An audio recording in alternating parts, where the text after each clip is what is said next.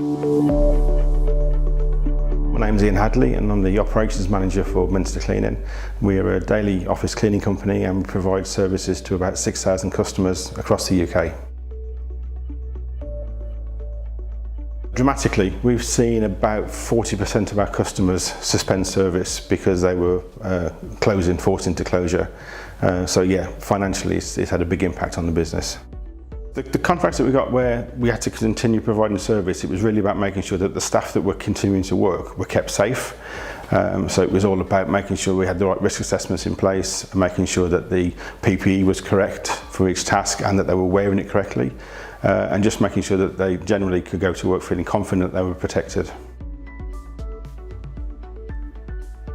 The amount of information that was coming out from central government in terms of new legislation was full on. Every day there was new legislation, new rules, new guidelines, new information coming out, and trying to dissect that and turn it into English was a job in itself. So the daily updates from Citation were really useful because it just explained things in a simple way, so we knew what we were doing was correct.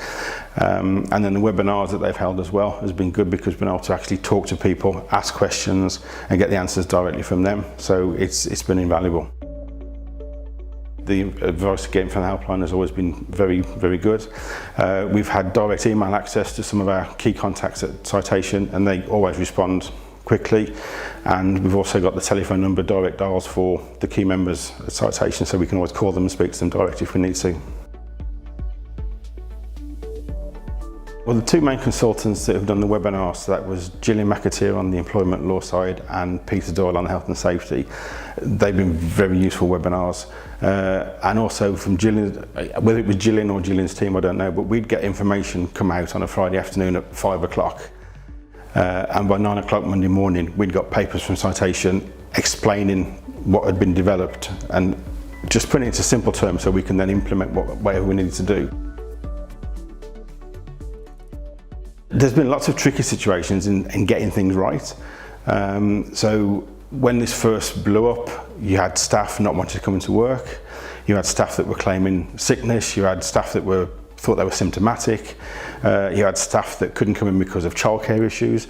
So there was a whole host of HR issues that we had to get around, and it's a balance between being fair to your staff and helping them get through it, and also doing things correctly, legally, and for the benefit of the business as well. The risk assessments were there for COVID-19 quite quickly, and they've been amended almost weekly as things change.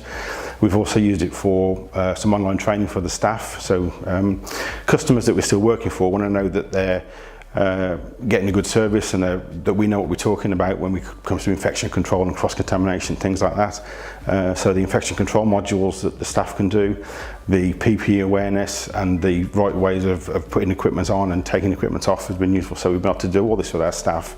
So it's reassuring for them and reassuring for the customers as well. We've used Citation a lot more in the last 3 months than we have done previously.